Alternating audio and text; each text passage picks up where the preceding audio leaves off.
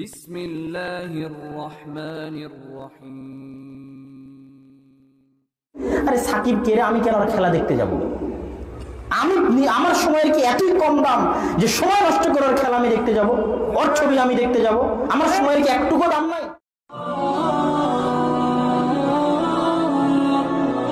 আমরা আলোচনা করছিলাম জুয়া বিষয়ে।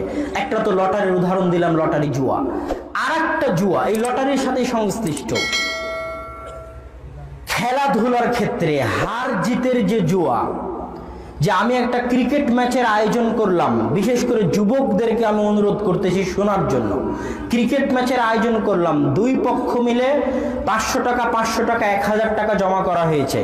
1000 টাকা দিয়ে একটা কাপ কিনা হয়েছে বা 1000 টাকার নোটই আছে। দুই পক্ষ খেললো, খেলার পরে যে পক্ষ জিতলো সে 1000 টাকা নিবে বা সে কাপটা নিবে, আর যে পক্ষ হারলো সে কিছুই পাবে না। এই যে কোনো প্রকার ব্যবসা ছাড়াই, কোনো প্রকার, কেননা খেলার মূল্য ইসলামে শুধু শরীর চর্চা। খেলার মূল্য ইসলামে কি? শুধু শরীর চর্চা।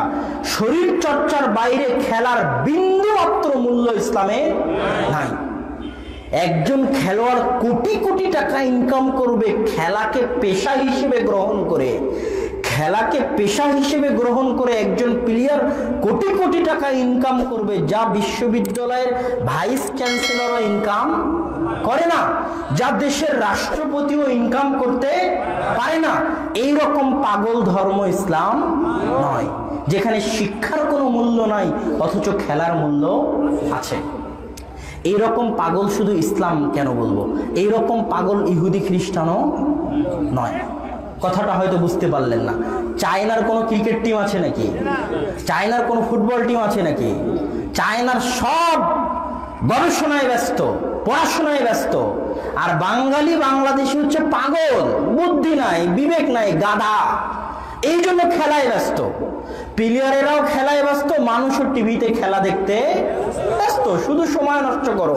আরে সময় নষ্ট করে কোনোদিন জাতির উন্নতি হয়?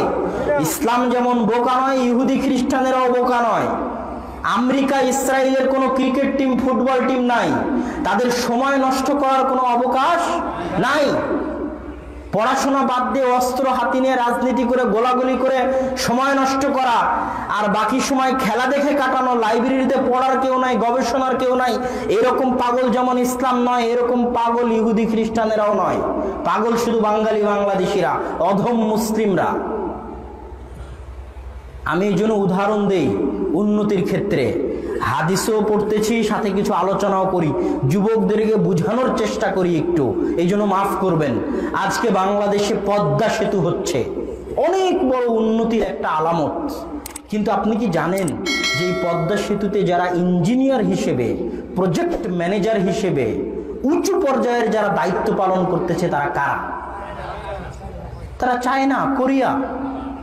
কোনো বাঙালি বাংলাদেশি নাই। এটা সরকারের দোষ নয়, ওই যোগ্যতাই তো নাই। ওই যে ইট পাথর মাথায় করে নিয়ে যায় যে লেবার ফেলতেছে, ওই লেবার হচ্ছে বাংলাদেশি। কেন? সারা জীবন খেলা দেখেছে, সারা জীবন রাজনীতি করেছে, ওকে তো আজীবন লেবারি করেই খেতে হবে। যেই দিন খেলা বাদ দিবে, মদ বাদ দিবে, নারী বাদ দিবে, রাজনীতি বাদ দিবে, পড়াশোনা নিয়ে ব্যস্ত হবে, সেই দিন উন্নতি আসবে। আজকে অনেকেই বলতেছে গার্মেন্টস শিল্প উন্নতি। চায়নার পরিকল্পনা আপনি জানেন না। গার্মেন্টস শিল্প কেন বাংলাদেশ থেকে বিদেশ গার্মেন্টস শিল্প নেয়, কাপড় চোপড় নেয় জানেন কি?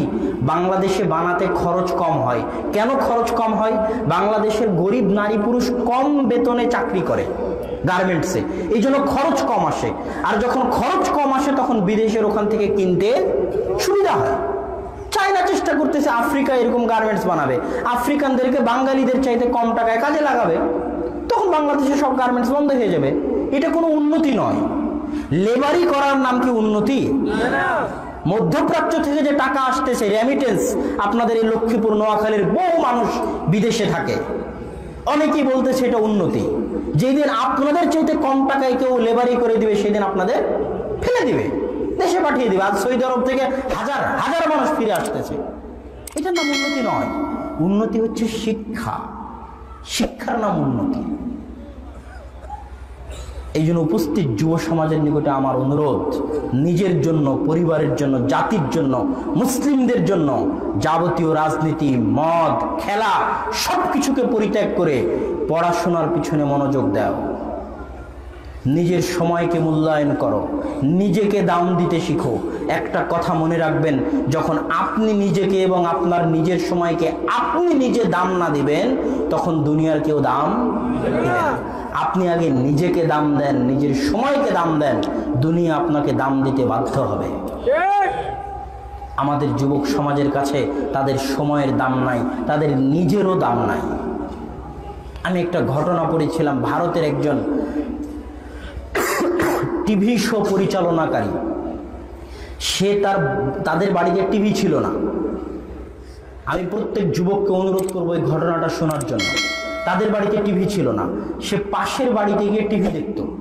তো একদিন তার বাপ তাকে ডেকে বলছে, বাবা, তুমি যে পাশের বাড়িতে গিয়ে মুভি, সিনেমা, খেলা দেখে তুমি যে সময় নষ্ট করো, তুমি যে তোমার নিজের সময়কে দাম দিচ্ছ না, তুমি যে তোমার নিজেকে মূল্যায়ন করতেছ না, আমি তোমাকে অনুরোধ করব এই সময় নষ্ট করা বাদ দিয়ে নিজের সময়কে মূল্যায়ন করে এমন কিছু করো যেন মানুষ তোমাকে একদিন টিভিতে দেখে। কথাটা মনে হয় বুঝেননি? তুমি অন্যকে টিভিতে দেখে সময় নষ্ট না করে নিজের সময়কে কাজে লাগিয়ে এমন কিছু করো যেন একদিন মানুষ তোমাকে টিভিতে দেখে। এর নাম আত্মমর্যাদা। আপনার ভিতরে বিন্দু মাত্র যদি আত্মমর্যাদা থাকে, তাহলে আপনার ব্রেনে ধাক্কা দিবে, আরে সাকিব কে রে, আমি কেন খেলা দেখতে যাব? আমার সময়ের কি এতই কম দাম যে সময় নষ্ট করার খেলা আমি দেখতে যাব, ওর ছবি আমি দেখতে যাব? আমার সময়ের কি একটুকু দাম নাই? আমি নিজে পড়াশোনা করে এমন পর্যায়ে যাব যেদিন উনি আসে আমাকে দেখবে, আমার সাথে মোলাকাত করবে। এর নাম আত্মমর্যাদা। কারো দরবারে যাওয়ার দরকার নাই, কারো দুয়ারে যাওয়ার দরকার নাই। পড়াশোনা করো, জ্ঞান হাসিল করো, মানুষ তোমার দুয়ারে আসবে, মানুষ তোমার দরবারে আসবে। সাকিবও তোমার দরবারে আসবে, যে যত বড়ই হোক না কেন তোমার দুয়ারে আসতে বাধ্য, জ্ঞানের জন্য, শিক্ষার জন্য। এই জন্য আসল উন্নতি হচ্ছে শিক্ষা এবং জ্ঞানের মধ্যে।